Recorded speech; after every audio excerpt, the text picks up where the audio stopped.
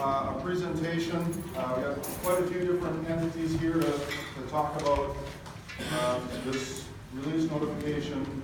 Primary presentation is going to be conducted by Sarah Husted with the Department of Corrections. She's got a slide showing a presentation. But real brief introduction, I'm Vic Weiss. I'm a lieutenant with the Stearns County Sheriff's Office. Currently, one of my assignments is overseeing our investigative unit, which includes monitoring our predatory offenders. Chief Deputy John Lentz with our office formerly did those things. He's my boss. He's here. We've also got Stearns County Attorney's Office, Oli Beaton here, Peggy Ledoux from the Minnesota Sexual Assault Center, Les Gruwell, Department of Corrections ISR team. We have a DC agent back here, JJ Brovold, and I'm going to start with losing names, but Roman and Paula. Who else did we invite that I'm missing here? So we've got quite a few people here that are involved in the supervision and an organization of this. Between all of us, we should be able to answer any questions that you might have. I think most of the questions you would have will be covered largely in Sarah's presentation. So just some housekeeping stuff right at the beginning. We're just going to ask that you hold all your questions until the end of the meeting. We've got a specific question and answer portion of the meeting at the end of the meeting. And just to keep things moving along, we'd like to stick to that.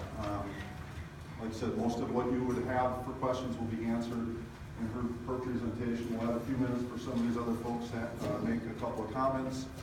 And then we'll just have a 20-minute question and answer period at the end, which when we do that, I'll just ask that you raise your hand and either myself or the Chief Deputy will ask you what the question is, and then we'll have the appropriate person try to answer that question for you as best we can.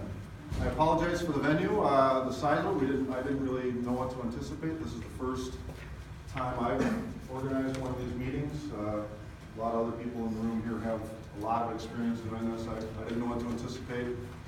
Just geographically thought this made sense. So apologize for the limited space and chairs. There's quite a few chairs here up front if anyone wants to sit down in.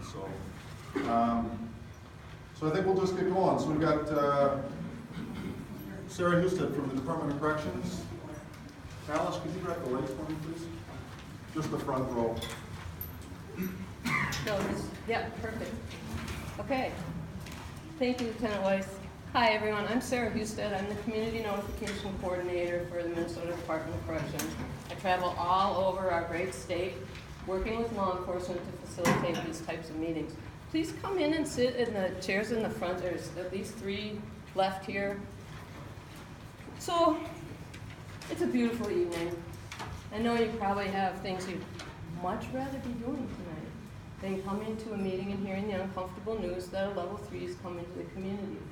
But it's so important to actually come to a meeting in person and hear relevant factual information rather than drawing your own conclusions based on what you might have heard or read.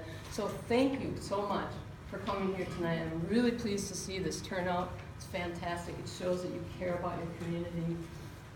You're the eyes and ears of your community. You can help share this information with those that couldn't make it tonight. Please do. There's lots of handouts on the back. A lot of them are also available online. I'll give you some resources that you can look things up later. Your law enforcement agency, your Stearns County Sheriff, has a really good relationship with the community. They want you to be informed. That's why they're having this meeting tonight. Please thank them when you get the chance. So I'll just jump right into the agenda. I'm going to talk about registration. What does that mean? Who does it involve? I'm going to talk about people required to register in community, locally, and in other areas. Talk about community notification, the laws that brought that about, how we assign risk levels to people being released from secure confinement. Talk about the level 3 individual that will be released tomorrow to this area, Thomas Snook. Go over some resources, and then we'll get to Q&A. So hopefully, you'll all be home by 7:30. We'll try and keep to a strict timeline. I want to say something really quick about those resources. There's a sheet on the back table. If you don't pick up anything else, pick up that list of resources. They're all the latest and greatest good resources for notification.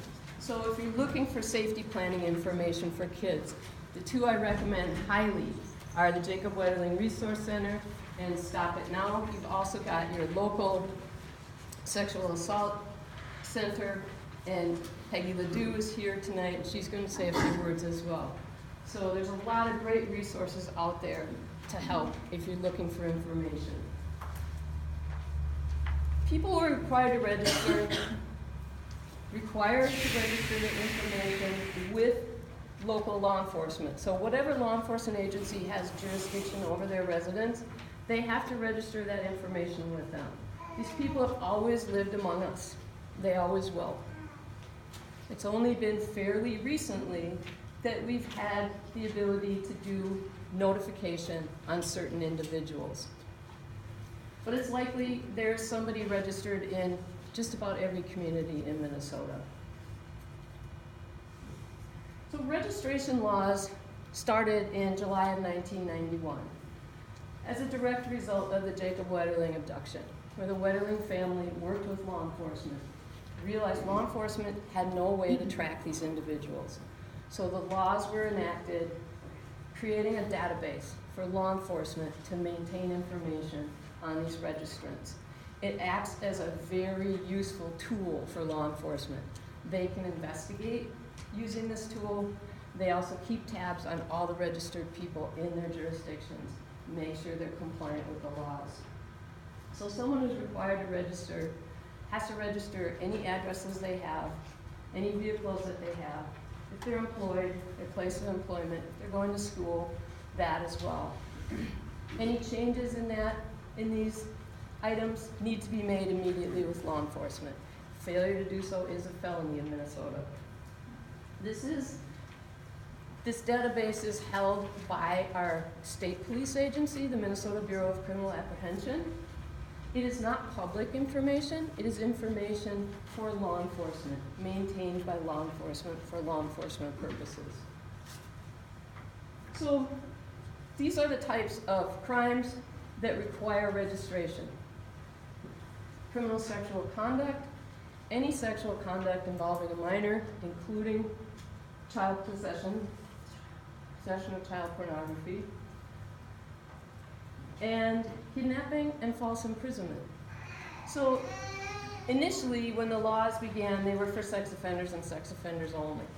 And then they changed the law to include registration requirement on people with false imprisonment and kidnapping with no sexual intent.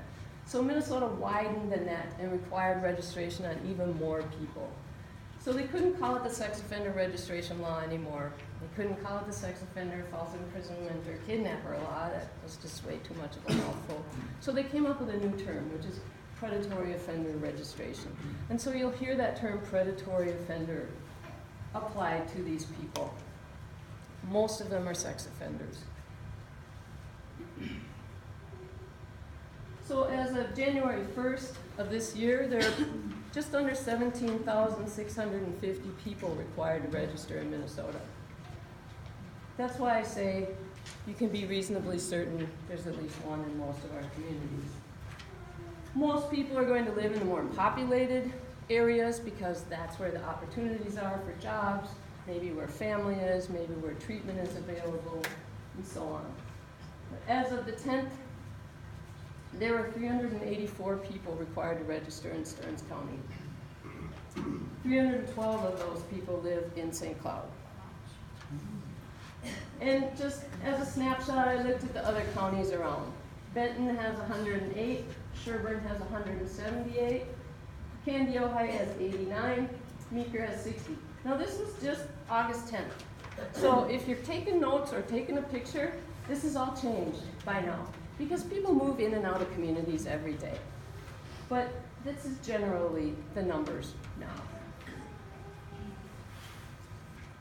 Community notification laws, the laws that require the Department of Corrections to assess someone's risk and assign a risk level, came about in 1997. So this applies to people required to register being released from secure confinement. That could be prison, could be a Department of Human Services facility, could be federal prison, could be military prison. some type of secure confinement. Anybody being released is required to have a risk level assessed and assigned. It doesn't apply to people with juvenile registration offenses only. It doesn't apply to people who receive probation. It applies to people being released from secure confinement with adult sentences. So the law has two main elements. The Department of Corrections, my employers, is responsible for assessing the risk and assigning the risk level prior to release. Law enforcement, on the other hand, is responsible for any notification required. They determine the scope and breadth of the notification based on the risk level assigned to the person. In other words, the risk levels exist to provide law enforcement with a level of notification that they can then provide to communities. So there are three risk levels. Level 1 represents the lowest risk level. What kind of notification can law enforcement do on a level 1? It's pretty limited. They can do notification to other law enforcement agencies, to victims or witnesses that have requested notification. There's a formal process for requesting notification, and to adult members of that person's immediate household. Level 2 represents a moderate risk level. And then on level 2, law enforcement is going to assess these on a case-by-case basis and look at what the offense pattern of behavior was and notify accordingly based on that person's pattern of behavior. Level 3 is the higher risk. And this is the risk level that allows us to have a meeting like this because this information is broadly publicly available. So law enforcement can do notification in many ways. The one thing that is done always by law is that the information is posted on the website that the Department of Corrections maintains as a tool for Minnesota law enforcement agencies. And then they can do all sorts of other things. Having a meeting is one, flyering the neighborhood is another, doing a press release, putting information on social media if they choose, etc. So currently, this is what the risk level breakdown looks like. 56% of risk levels are level 1s. 29% are level 2s. And level 3s, ones that get the most attention because they're public, represent 15% of risk levels assigned. And if you take that out in an even broader picture, level 3s represent 2% of all registrants. So they're a very small part of the population. So as of August 10th, there are 387 registrants subject to public notification, level 3s essentially, residing in our Minnesota communities. So the Department of Corrections is engaged in what's called best practices or evidence-based practices, meaning we use our research to inform us what works best in offender management. We have a very good system of risk management in Minnesota. We did a study looking at recidivism starting in 1990. So in the beginning of the study, it was 16.7%. It's gone down considerably since then, with the last number being 2.5%. What do we account for this decline in recidivism? Better practices based on research. What did we not have in place in 1990? Registration wasn't fully enacted. We didn't have the intensive supervised release program up and running yet. We have a very good intensive supervised release program. It's very helpful. It's a really good tool for supervising higher risk people. We also have better treatment practices. We also have stronger laws. So at the end of that study, it was about 2.5%. Studies across the country have found these same percentages. Not a difference. A follow-up study was done, and the recidivism rate was about 3.3%. So somewhere between 2.5 and 3.3% currently. Imagine when I walked in here if I'd asked a few of you, what do you think the recidivism rate is for a sex offender? You probably would have said, I don't know, pretty high, right? I've heard it's like really high, 90%, or don't they all reoffend? No, actually it's very low. Even level 3's recidivism rate is very low. So what's the relationship between the person committing the offenses and the person that they're offending against. Study that we did same year, it's the last one, looked at this, found that 60% are people known to the person who commits the offense. There's some type of relationship. 26% are family members. And in this particular study, 14% were not known to the person. Generally, most studies find it's about 10% not known. So about 90% are known to the person they victimize somehow. There's some type of relationship. What's the age range of people victimized? If you just glance at this, it looks evenly distributed by thirds, but actually it's not the case. So age 0 to 12 represents 34% of people victimized. People 18 and over, 33%. But then there's that age range of 12 to 17, which is much narrower. It represents a full 33% of people victimized. Wow. We really need to create strong safety plans with our kids. Talking to kids about safety is so essential. 2/3 of people victimized are victimized before the age of 18. Gracious. So this is Mr. Thomas Snook. This is the fellow that's being released tomorrow. We'll be moving into the area. Fairly recent photos.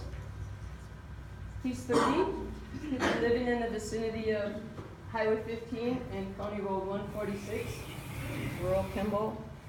I know a lot of you probably came tonight hoping we would give the exact address. That is not something we can do. This is what we're able to give you, a proximal address. So Mr. Snook has a history of one adult conviction for criminal sexual conduct involving an adolescent female victim. He also has a juvenile history of sexually inappropriate behavior and a criminal sexual conduct charge involving 2 minor females. In 2003, he was charged with criminal sexual conduct in the 1st degree in Wadena County. He was 12. He engaged in contact with a 6-year-old female victim. He was known to her. And in 2006, he engaged in sexual misconduct, also with Wadena County. He was 15 with a minor female victim. He was known to her as well. There was a relationship with both of these people. And then as an adult, 2008, he was charged and convicted of criminal sexual conduct in the 3rd degree, also Wadena County. He was 19, and the victim was a 15-year-old female that he knew, included penetration. He received prison for 3 years, which was stayed, meaning he got probation. And he violated his probation and a couple of years later, and his sentence was executed. So then he came to prison. So I need to tell you, in Minnesota, people do 2/3 of their sentence in prison and the last third in the community on supervised release. It's a good tool that we have for helping people transition into the community and keeping a close eye on them. The alternative is no supervision, which no one wants. We want to be able to bring these people back in if they need to be brought back in, or if they need their conditions of release changed at all. We need to be able to know that they're going to transition into the community. We start planning this process from the day someone walks into prison. The goal is transition into communities. So, Mr. Snook came to prison in 2010. He was released in 2011 as a level 2. So that's what he was assessed for then. He came back to prison in 2012 for a supervision violation. This does not mean that he reoffended. People being released on this ISR, this intensive supervised release program, have very strict conditions of release that they're required to abide by. So if there's an alleged violation, it's investigated. If the violation is found, then we have 2 choices. We can continue them in the community with stricter conditions of release, or they're returned to prison for a time. And There's no guessing about that. The criteria is very clearly defined. When someone goes back to prison, when they don't, how long they go back for, etc. So he came back. Anytime someone with a risk level comes back to prison, the Department of Corrections looks at their case and says, do we need to reassess this person's risk level? What was the behavior when they were on release that's concerning? Does it mean that we might want to do a higher level of notification? And in this case, that was the decision. Yes, we're going to assess him again, and we're going to raise his risk level. So he came back out in 2015 as a level 3. He was returned again for a supervision violation in May of 2016, and on August 16th, he'll be released to Stearns County. And I know you probably have lots of questions about this. We'll get to them, don't worry. We've got Agent Gruel here. He's very adept at answering questions about supervision. So he will be under correctional supervision until October 30th of 2021. He's required to register with law enforcement until August 15th of 2028. So registration is generally 10 years to life.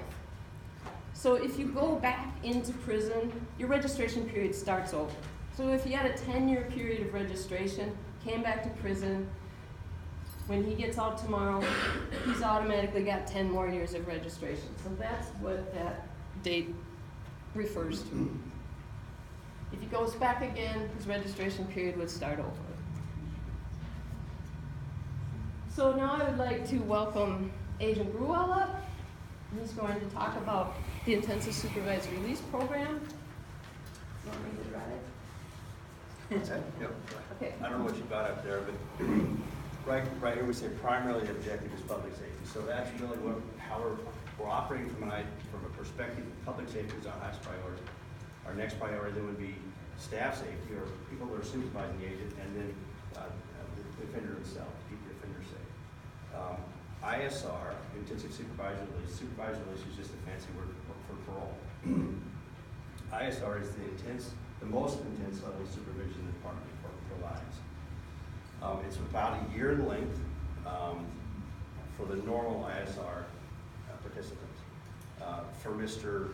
Snook, as long as he remains at level 3, he will remain on ISR. It's kind of driven from two things.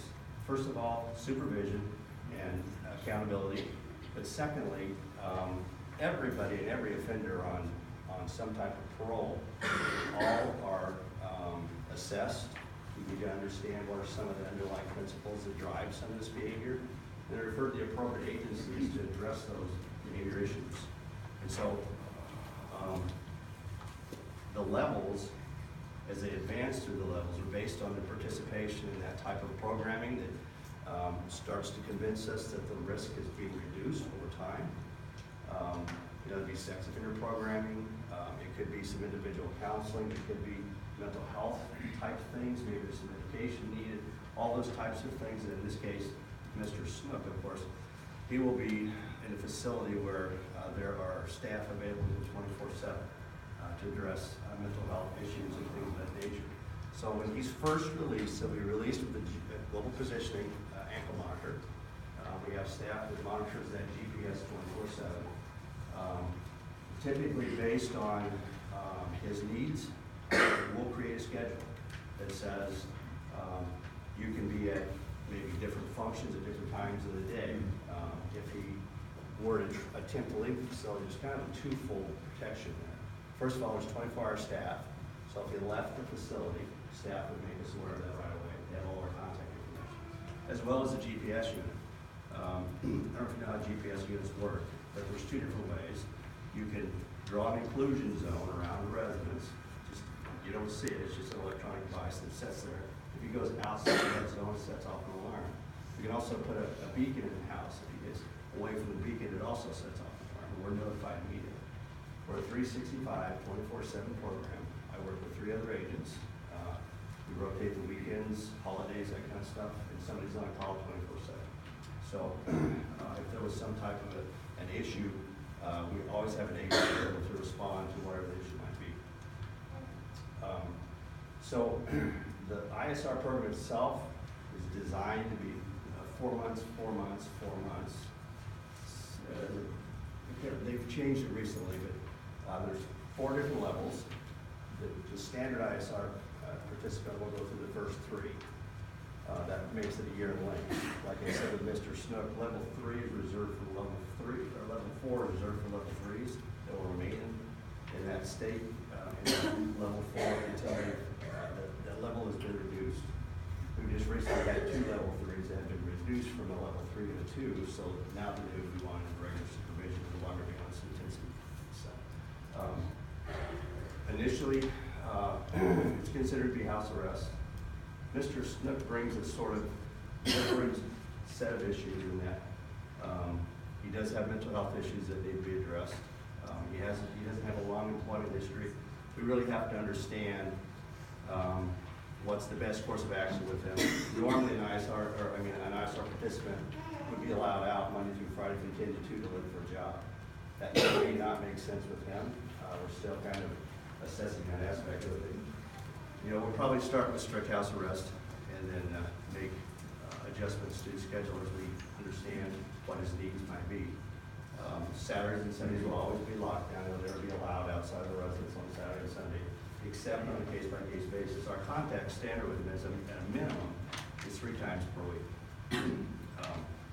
That's the minimum contact standard. If we need to see him more often, we'll do that. So we'll be there at least 3 times a week. If he has other needs, like for instance, there's something else that comes up he might need to be on a Saturday or Sunday, that's something that we'll handle on a case-by-case basis. As he continues to participate in the treatment for things that we've referred him to and those kind of things, and we see that risk is reducing, then he's going to be able to move through those phases. If he doesn't participate, and he doesn't show some pretty positive progress, then he'll stay in that phase, whichever it is, maybe phase 1, level 1, until he starts to show some progress. That's kind of how they move through. People participate and are active and show that their risk is being reduced. We can move them through those levels a little quicker. But in Mr. Snook's case, again, he's going to be on ISR, intensive supervised release, until the day his level is reduced to level 3. That's pretty much ISR in a nutshell. Is there anything else you think I should cover? Your phone number? Yeah. This is the phone number we can be reached. Okay, this is me. This is my 3 partners, Chris Brooks, Dave Chabot, Rick Lynn. If you have questions, concerns, you call that number. It's a voicemail number. Once you get the voicemail, you hit option 2. There's 2 different teams that use that voicemail. There's the East and the West team.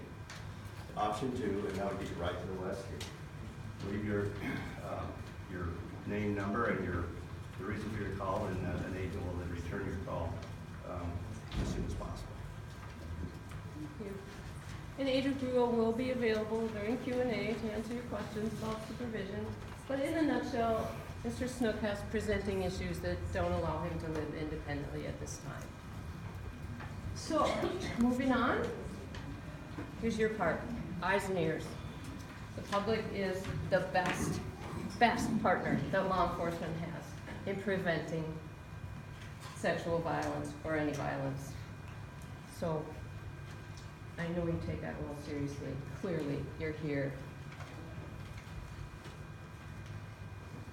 We have our comic book crime fighter heroes. We have our real life crime fighter hero. We all know this person on the right, don't we? Some of us have even been this person. It's not necessarily a gender-specific role, but I call this person Mrs. Kravitz.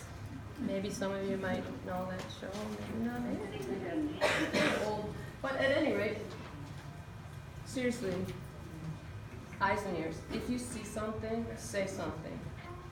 I know that this meeting was called because Mr. Snook is moving here, but try not to focus on Mr. Snook. I know that's really difficult. But as you heard in the beginning, there are people everywhere. The most dangerous ones are the ones that haven't been caught yet. the ones that are thinking about committing an offense, haven't done it yet, or they have been committing offenses for some time, but they've sworn the person that they're victimizing or persons to silence. Those are the most dangerous people. So being aware of characteristics and behaviors of someone with the potential to commit an offense, that's key. Talking to the young people in our lives, avoiding scary details, but speaking frankly. If you leave tonight and you think, oh, okay, now I gotta talk to my kid. I'm sure most of you already have, and you do on an ongoing basis. But if you leave and you're focusing on him, that's not helpful. Think instead about something like, I went to a meeting tonight, and it got me thinking, we need to revisit our family rules. We need to talk about a family safety plan. This person is here, but there are other people we don't know about. You know about this person. He's the one we can tell you about. There are all kinds of people out there. And I'm not telling you this to scare you, frankly. I'm sorry if it's scary, but helping to raise your awareness. So, again, I know it's difficult. Try not to focus on Mr. Snook. He's the person we can tell you about. So, he's in transition right now. This is a really sensitive time. Like I said, we start planning for a transition as soon as someone walks in the door of prison. But if he eventually gets allowed to go to work, etc., he's going to be able to do that. Not on his own, but you can assist in monitoring behavior where appropriate. Again, you may not be able to do this with him, certainly not right away. He's going to be on house arrest, etc., etc. But eyes and ears. If you see something, say something. Pick up the phone, be Mrs. Kravitz or Mr. Kravitz. Call law enforcement if you see something that just doesn't look right. Trust your gut. We've forgotten how to trust our guts. We think, oh, we don't want to bother that person, or we don't want to get involved in an interaction that could be potentially whatever. Get involved. Call law enforcement if you see something that looks suspicious, and let them investigate it. But he has to create stability. That's his main job right now. Hi, fly. This fly is really interested in prevention. The more stability he can create, the more successful he's going to be at staying out of prison. So, baby steps for him right now.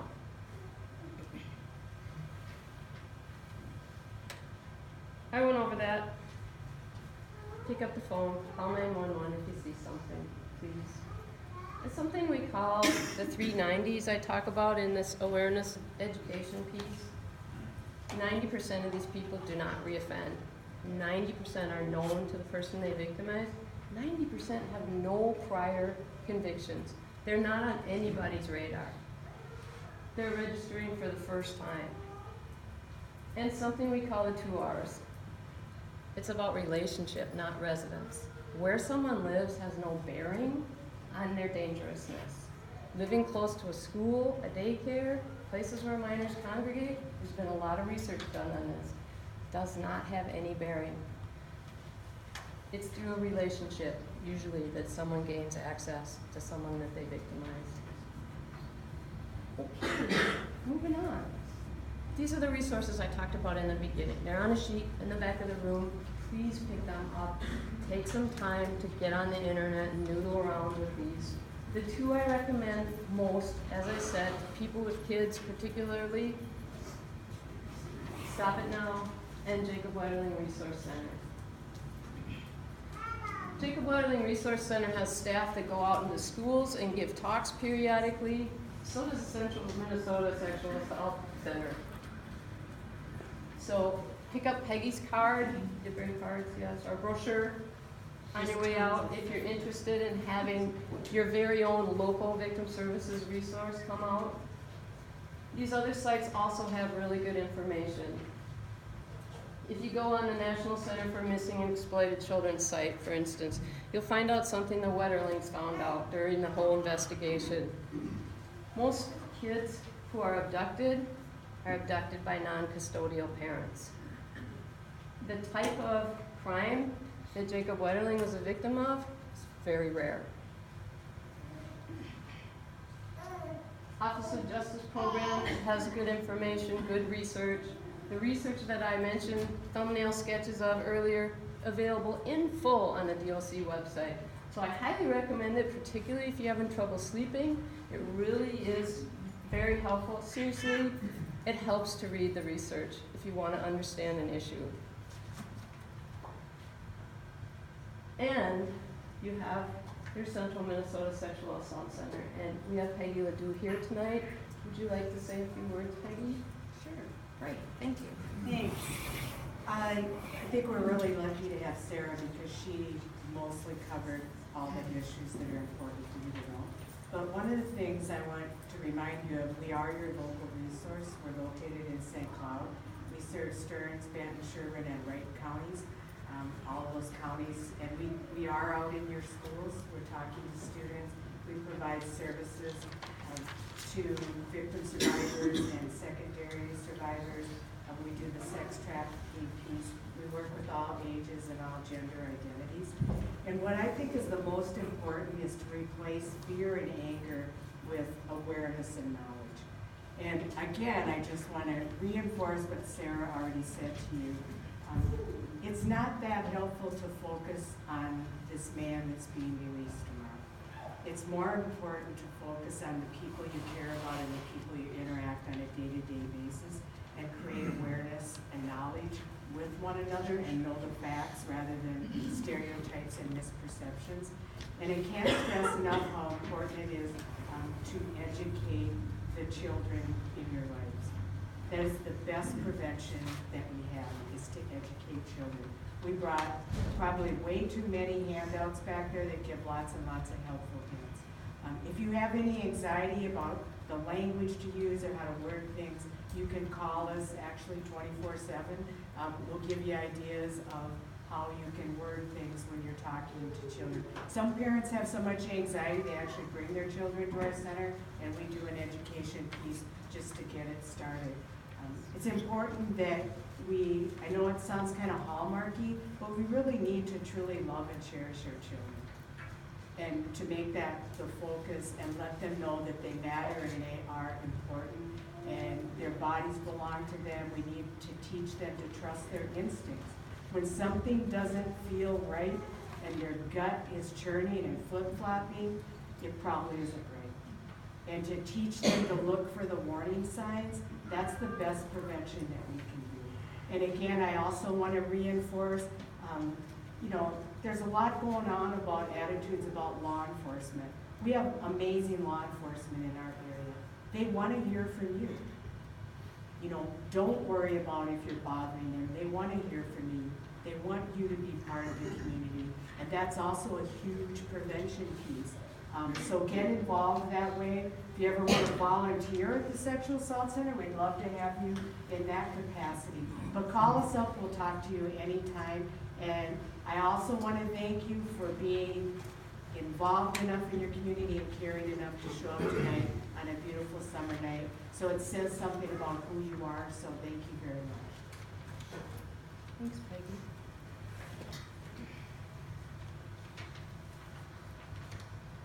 So other resources also on that sheet.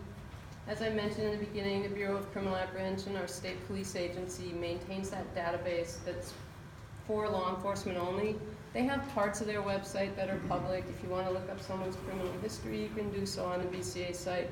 There's also a list of people who are currently not compliant with registration.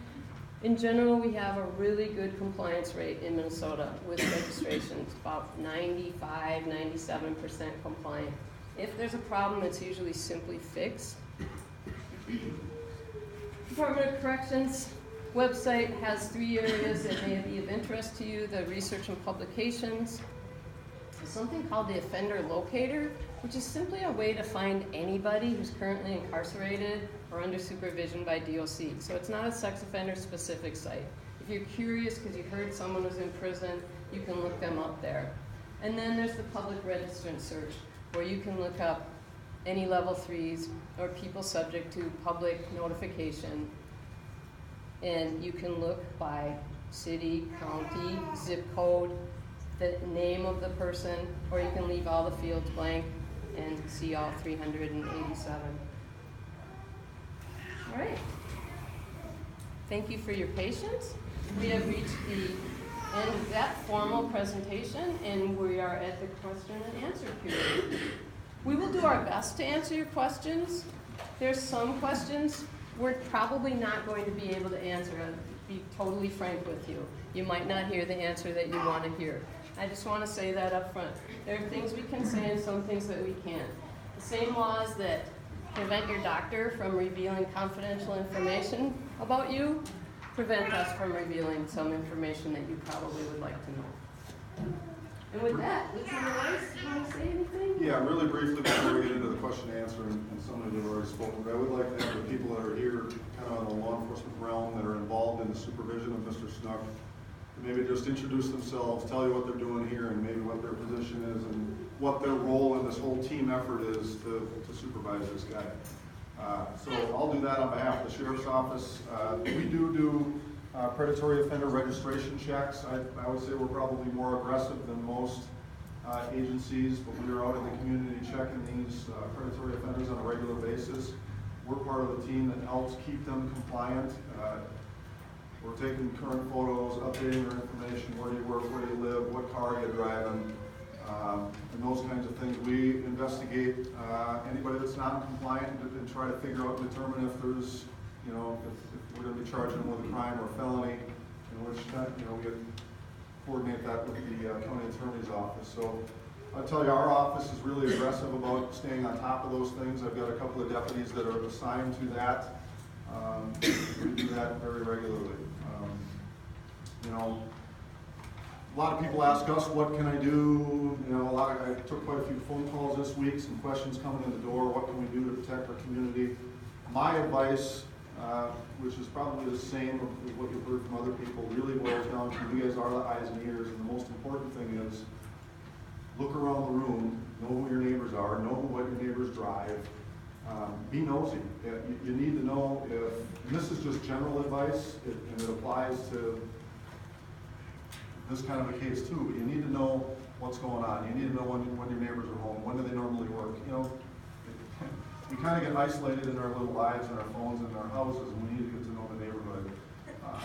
It's really, really important so you know who's coming and going, so you know if something is unusual. And if something's unusual, pick up the phone and call. The biggest hurdle we see in people calling is that they're afraid that they're going to be embarrassed if they call in and it turns out to be nothing. We don't care if it turns out to be nothing. We'd rather be called and have it turn out to be nothing than you being apprehensive about calling and we never show up and then something just happens. So it's a tough hurdle to get over, and whether it's a car accident or suspicious activity or you think you saw a crime, people are really, really hesitant to pick up the phone, and it's really easy to pick that thing up and just dial 911.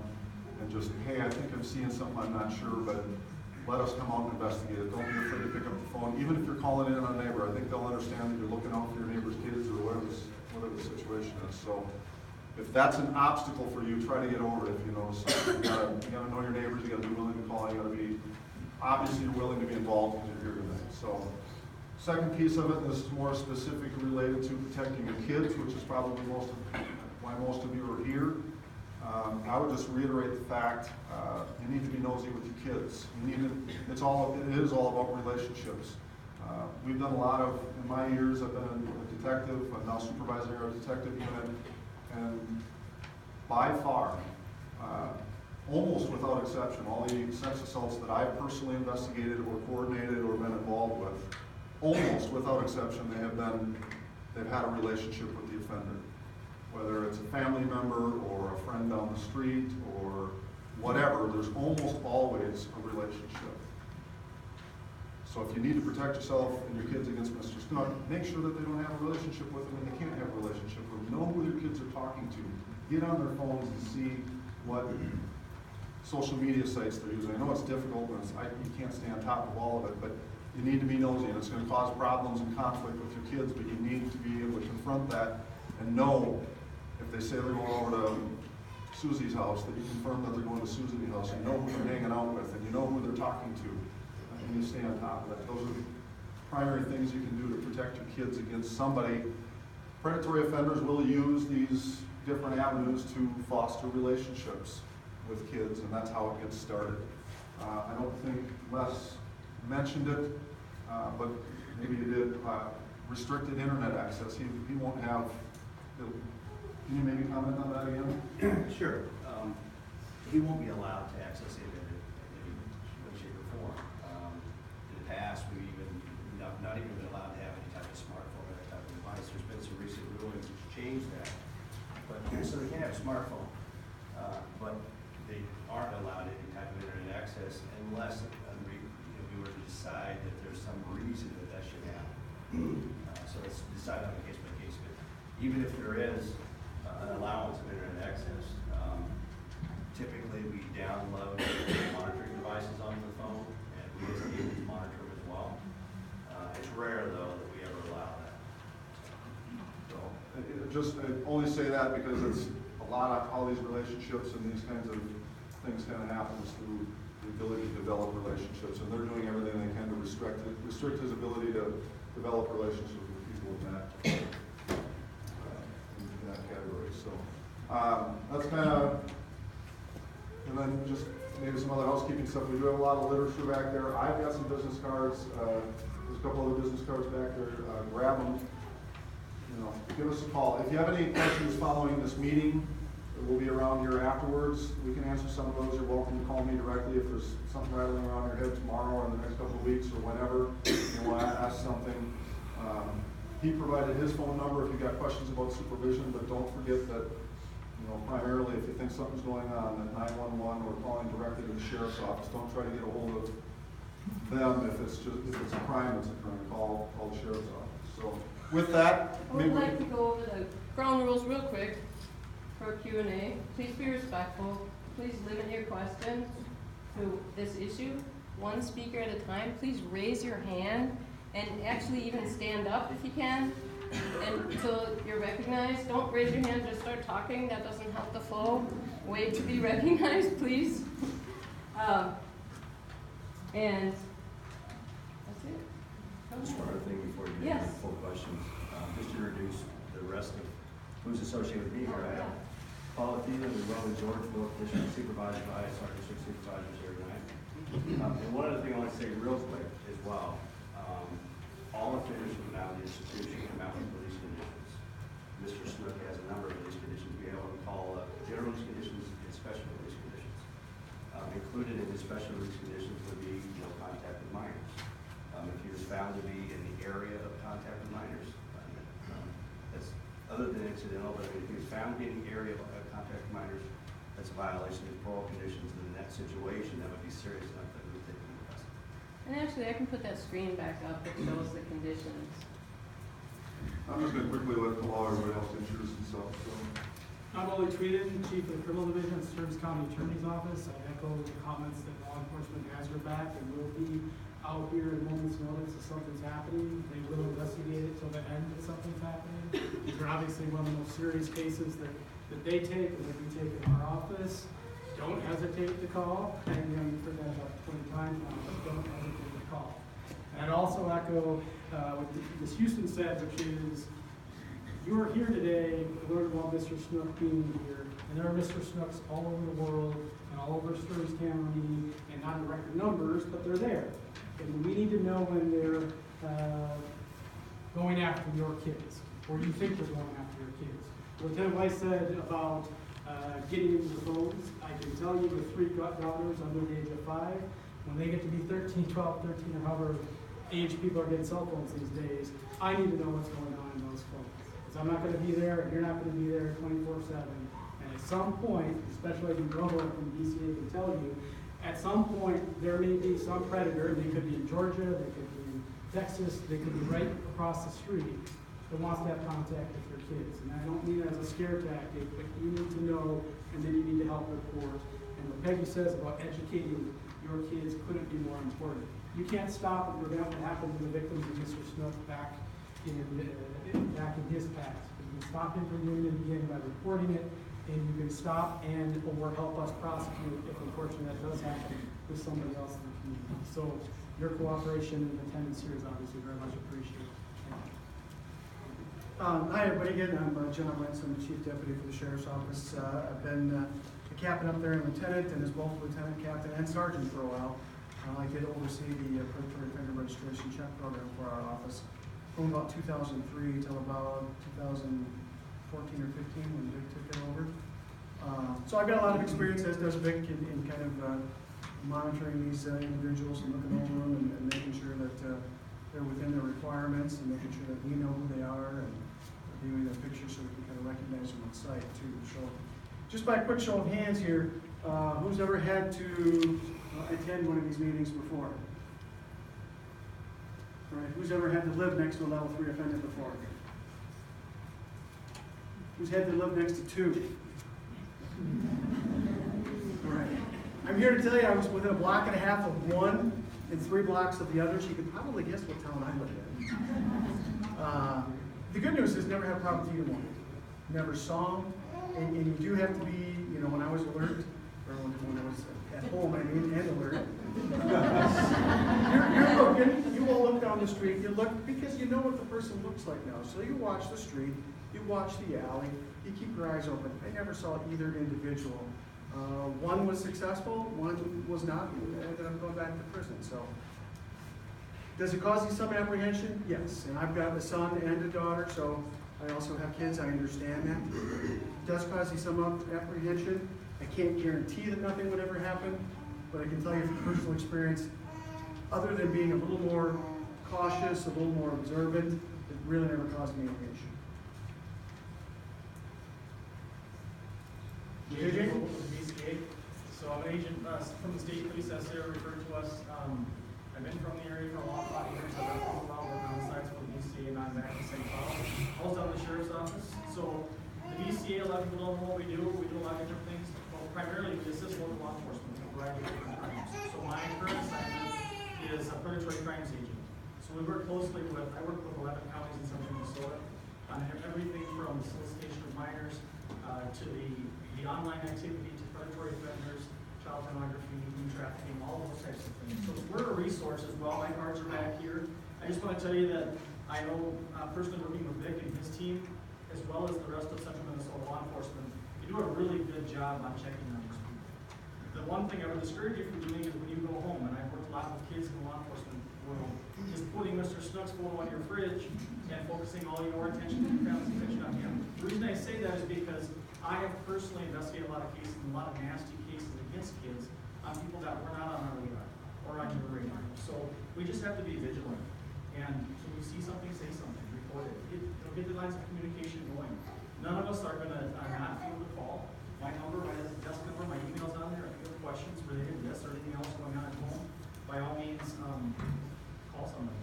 Let us know we're here to help. So just awareness, vigilance, and I have to repeat what everyone has said about the social media piece. You know, not only these guys, but so many people around the world are accessing our kids and enticing and soliciting our kids online.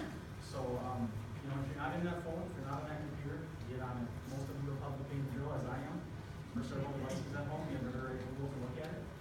And there's all kinds of educational pieces out there. I've got information I can share with you on what to look for and how to respond to it if you see something concerning. I think with that, we'll jump into the question and answer. Like I said, one question at a time. Raise your hand. I'll just pick somebody to throw the question out there, and we'll just probably try to get the appropriate person to answer it. So we'll just get going that. We're going to do that until about, I'll say 7:15. We'll wrap up the meeting at 7:15 and then linger around if there's some more questions. So we'll just get going with that. Yeah, I was just listening to you. Lou, or what was your name? Okay, I'm sorry. Anyway, he already broke 2 or 3 I'll call them rules. I don't think it's parole. He already broke them just in a matter of a few years, and you made the statement that this man is mentally ill.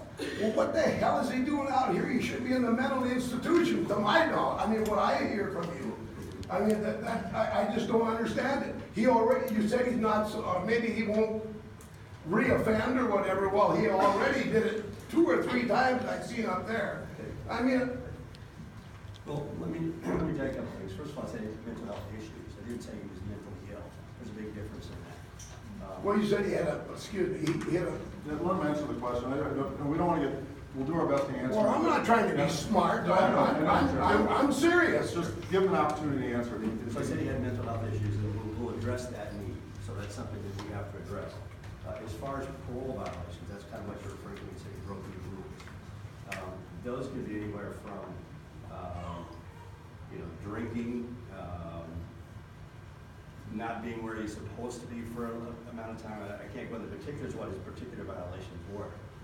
But those violations don't constitute a new offense. Those are violations of the release conditions that I talked about a little bit ago. And there's a lot of them. A lot of offense, our reoffense rate is really low. I think you talked about it at less than 3%, and I've been told on ISR the reoffense rate is less than 1/2 of 1%. Well, people are under supervision. So most of our revocations occur when a person doesn't necessarily follow those release conditions, and that's what happened with Mr. Snook. When you're not following these conditions, it indicates that your level of risk is rising. It doesn't necessarily mean that you're going to be out there reoffending, but we respond to that level of risk, and we did. And unfortunately, under the law, the way the law works, we talk about 1/3 or 2/3 and 1/3. That supervised release period is to help a person learn to try and adjust some of those behaviors so that their readjustment into society is improved. I know it can be frustrating to know that people are getting released in their community and you feel like you don't have any control of it. To maybe explain a little bit about how people get released in the community and then ultimately what their risk assessment level gets assigned. There's a team of people that also evaluate that. It's the end confinement review committee. And it's a panel of people that includes law enforcement, psychological, Department of Corrections, victim services. There's a whole group of team that I sit on one of those committees locally here, and they bring all that information together. There's all sorts of evaluations are done, and they assign those risk levels. And they do that before the offender gets released. So, Let me just add something I thought real quickly. I understand what you're saying, and yes, he has violated probation a couple of times, but like everything in law enforcement and these guys in the supervision world, we operate within the 7 rules. So yep, these were the rules, he violated the rules, he went back in front of a judge, the judge said, you're going to prison for X amount of time. Once that time's up, he has to come back out, we can't hold him anymore in prison. So that's where he ended up back out in the supervision world. So yes, he did violate a couple of times, and here we are back again, and we'll supervise him. and the interesting thing about his particular instance is he was originally assigned a different level. His violations created him that we're having this meeting today. Otherwise, had those violations not occurred, he'd be in the community and wouldn't know it necessarily. So, go ahead. I have a two-part question. So with him reoffending or violating his parole and being put up to the next level, from 2 to a 3, did he have to commit some type of sexual violation, meaning internet use, porn, any of that to be moved up to that? And 2, where he's being released to, is that like a registered halfway house or licensed with the state for housing sexual offenders? I can answer the first part of the question very simply. No, it doesn't. And it was touched on in the presentation. No, it is not a reoffense of a sexual nature necessarily. Sometimes it is. But it's not necessarily that. You can be raised to different levels. Like she said, every single time you're sent back to prison before you're released, you're reevaluated. So they look at the factors and just determine if you're not being successful in probation, he needs to be reassessed. Maybe we need to take a harder look at this, and we're going to raise that level up. As far as where he's being released to, The facility is licensed. They're very aware of him and his needs. We made that aware. We did a release investigation, and they felt like they had the staff available to really be looking. Licensed for what? I don't know specifically in front of me, but it's licensed to deal with people that have the kind of issues that he's got. I just would like to know how you determine that licensing, because I think I know where he's being released to, and I'm just very troubled by the person if he is being released to that area. And it seems to me that I think we should know about why and how people get those type of people to live with them, and what their what they're doing to enhance his success. So I agree with everything you said. I'm just wondering about this facility, if it's the one I think it is. So any facility that's being considered has to pass strict criteria, strict licensing criteria by the Department of Corrections. There's a thorough investigation done by supervision. This investigation was done. This place met the standards. It was able to be approved. It can't be released without having some sort of release plan and it being reviewed as part of the overall release conditions. And those areas are vetted, for lack of better terms. Go ahead. I guess my question is, so if he's monitored with this security like thing or whatever, what happens when he walks out the door and walks away? Well, like I Are we said, gonna if get a you, notification that he's out? if you leave the inclusion zone, if you're talking about an abscondment, we would be notified that immediately. What we would do is contact, we have a, what do you call the unit, Roman? OSI. OSI. It's a unit that, they are law enforcement trained, and they're basically law enforcement officers. They'd be contacted immediately. We would obtain a warrant for his arrest. Law enforcement would also be contacted in the area. And we would, give as much information as we know about his whereabouts. If he didn't cut the ankle bracelet off, believe me, I've had people discover before it didn't. So we can track him to, the guy who we were looking for the other day, we found him right down the aisle he was in Walmart. Because they don't tell law enforcement which aisle he was in the building, and they went in and got him. And I think to address your particular question is, are you going to be notified? And once, I'll just tell you, some of the things that are available to us at the sheriff's office, once we're notified, if we feel like it's necessary and that, we look at it individually, case by case. If we think we can quickly apprehend them without any real worry, then you may or may not. I don't know, but if it is one of those things, if we look at it, we evaluate it, we don't know where he's at, we got to find him, we got to keep the public safe. We've got systems in place that we can send out notifications broadly through cell phones and telephones that we can send out a message to you to keep you safe. So it's something we have available to us to do that, to blast out regionally information right away that the offender's on the loose, this is who you're looking for, this is what's going on, those kind of things. There's a And very strong collaborative partnership between law enforcement, DOC. It's, everybody is connected. If there's an incident, there's action taken right away. I just want to add, like, to your concerns, you zeroed in on, he already violated a few times. When I hear that and see that, for me, that means the system worked. Because, if he had a violation, like he had a drink, or he violated one of the conditions, he went back, to me, that says that system worked. Les is doing his job, law enforcement's doing their job, so that makes me feel a little more reassured about how the system works. Yeah, The system it's we not use is called uncommon. Everbridge. It's a reverse 911 system to contact your home. Now that only works for us to do a geographic area if you've got a landline. If you've only got a cell phone in your house, you're going to need to go to the Stearns County website, look for emergency management, and you're going to need to register your cell phone number with that notification system. Mr. Kimball, can you talk louder? Can you talk louder? Oh, sure. So aside bars of your question, can you take the bracelet off? Yes, you can take the bracelet off, and you have to cut it, and there's a tamper device in it, so the minute he cuts it, it notifies the monitoring center, which will immediately notify us. So he doesn't have like a lot. No. If he's given more freedom, it's very reassuring to know that he's really restricted for the time being. When he's given more freedom to go look for jobs, to have access to a car, will we know that? No, not necessarily. So that could happen next week, or that could happen in 3 months. I suppose you could look at it that way. What we'll do is, like I said, we do a lot of initial assessments to help us understand what those needs are. A big part of that assessment is a risk assessment.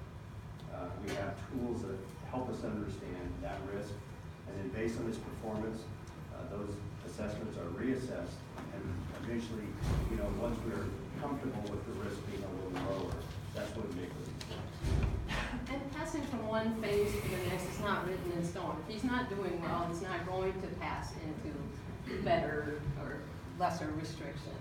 He will stay Can you regress as back? restricted as he Yes. was in the beginning. Yes, you can regress back. If for instance, it'll look like you've done pretty well and we're comfortable with moving it along, and all of a sudden something happens, maybe it's a minor type violation, then yeah, like we can use that as a sanction moving back a little bit, so that maybe we can refocus him to be more focused on what he needs to do. Back? So my understanding is that this licensed facility is a cluster of trailer park, or trailer homes, run by a former offender. Can you tell us how many other offenders are living in this cluster besides the one we're talking about tonight? Really can't release any information about the facility. Now, we're only bound, and as far as individual offenders, we only release information on the level 3s. So if there were other offenders at different levels, we would be able to release that unless it was, like she said in her presentation earlier, that it was, I don't know how you put it, Sarah, but we can notify certain entities based on their victimology, basically. Yes. Typically, level 1 will be victim and the victim only. Level 2 is the victim and same victim type, and or if you, depending on the risk factor, schools and or daycares in the area. Minnesota state law bars law enforcement from releasing any other information other than what we can do on a level 3 and who we can notify on a level 2. Can you notify schools? Because my children's school is 4 miles from this place. And I would like, yeah, they weren't even notified of this. Which school? Kimball School is here. Yeah, so the notification we did was via the newspapers, via news release, our Twitter feed, our Facebook page, and on the county's thing, so our county's It's not senior moment website. So, I mean, did we take the time to specifically send something out to schools? Can we, once we know they're all back in session? Certainly. I want to address something this gentleman in Vernon said though about what you've heard about what this place is. Please try not to repeat things that you might have heard because it may not be true. So just keep that in mind. If you hear that, don't take that as gospel, that it's a bunch of trailers. Listen, news radio today, this meeting had been made mention of many times. The conversation went to sexual predators, and they had a story brought up. In the St. Cloud area, there was a sexual predator who just recently been caught. His computer was confiscated and had 5,000, that's the number they used, photographs of girls from the age 3 to 15 pornographic. How, if you're under surveillance, how can someone accumulate 5,000 photos? Just seems crazy. Isn't that the St. Joe arrest? Yeah, you're right. They did throw St. Joe in there. That guy was not a registered predatory offender. Yeah. Oh, they, So That was he's a the new one I was offense. talking about earlier when I said, we don't always know who they are. They're people that are not on anybody's radar. So that's he got caught. That's Vic and his investigators. We're also part of the BSA-run Internet Crimes Against Children task force. So as part of that, we get tips, we get that kind of stuff, and that's how we got onto that individual. That's misinformation. So he wasn't on the radar before, he certainly is now. And he accumulated those photos and those things, videos, etc., on the internet. You know, to our knowledge, collected it all that way, but he wasn't in this program. It was no Not in this offender program. at all. Sexual offender? No, not. Not 1, 2, or 3? So, but Can I have you repeat the information you gave on, if you don't have a landline and you're geographically close to an area, something were happening? Yeah, sure. How The to system we use for register my cell phone? notifications, and we'll use it for any notification, if we feel it's public, it's called Everbridge. It's run through our dispatch center and our emergency management services division. So you can just go on our website, www.co.stearns.mn.us. Our website can be a little ticky-tacky, so don't let the computer guys know I said that. But you're gonna have to search for emergency management services, and under there, look for what's called Everbridge notification.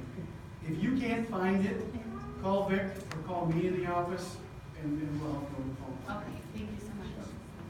but You had mentioned that you were checking on people like this man on a regular basis. What you consider a regular basis with 384 sex offenders as of the 10th? And on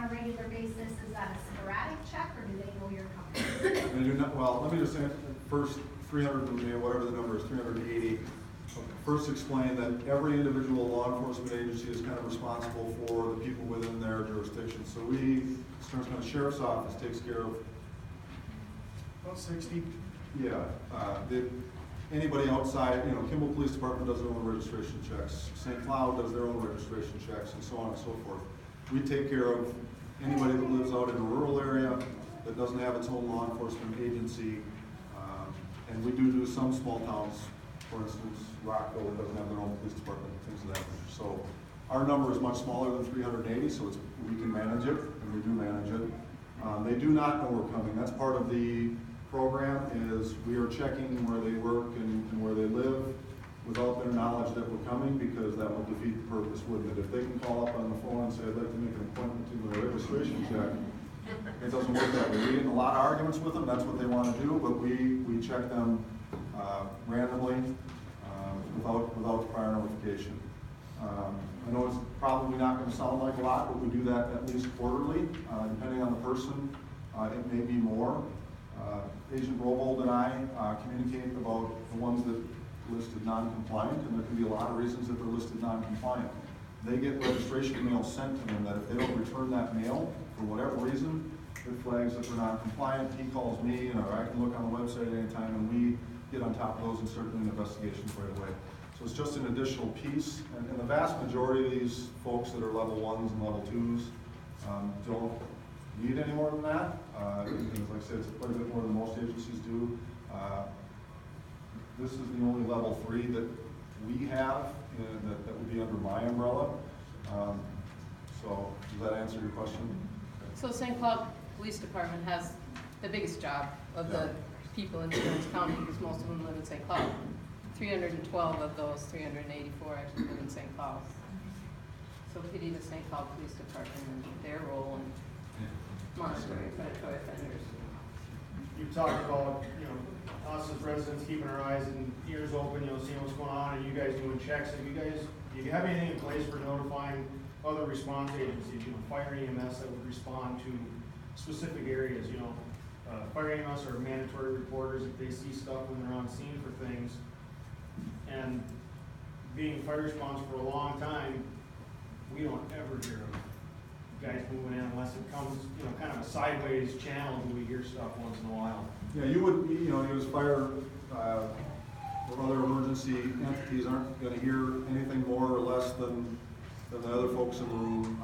If we feel there's a need for emergency response, if the event that the offender cuts his bracelet off and he's running off and we need to do a coordinated search, it might be something that we would employ in the service. But Yeah, so there's provisions to notify hospitals, other secure environments, but as far as notifying fire departments, ambulance services, those kind of things, no, level 3s would be it. I guess the reason I bring it up is, if this is a group home, the agency that I'm with, we respond to group homes all the time, and not necessarily for, say, this individual. For something else that's happening, whatever, emergency medical response. It's another set of eyes and ears out there. yeah, and I would tell you, it's not going to impact what you're doing there when you're there for that other call. So. And I guess I mean more of a, if we see something that would raise a red flag. And you do like everybody else in the room and pick up the phone and call somebody in this room. But if we don't know that this guy's got a separate set of restrictions on him per se. Call and say, this is what we saw, and we determine if it's within his restrictions or not. So that's maybe not a bad idea. I think I understand where you're going for as far as the level 2s, the 1s, and the unleveled. It's maybe not a bad idea, but the avenue to incorporate that is to speak to your legislators and see if they can amend the law. That's the only way to accomplish that. Okay. And to Peggy's comments, if it doesn't feel right in your gut, just pick up the phone and call. Absolutely. And you may not get an answer back. We may not be able to call you and say, hey, this is what's going on, thanks for the call. But know that it's being looked into by somebody that is in the know that can make the appropriate decisions. So. Has Mr. Snook does he have a mandated sex offender treatment program left? Did he finish that program before he came out? I know he finished his time, but did he finish his treatment?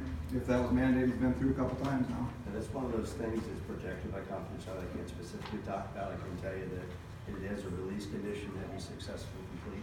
So, that 2028 would be his end of his probationary period. Will you have completed that by the time he gets out? Is that one of your criteria? Yes. Before he gets off paper and we're not watching him? That's our hope.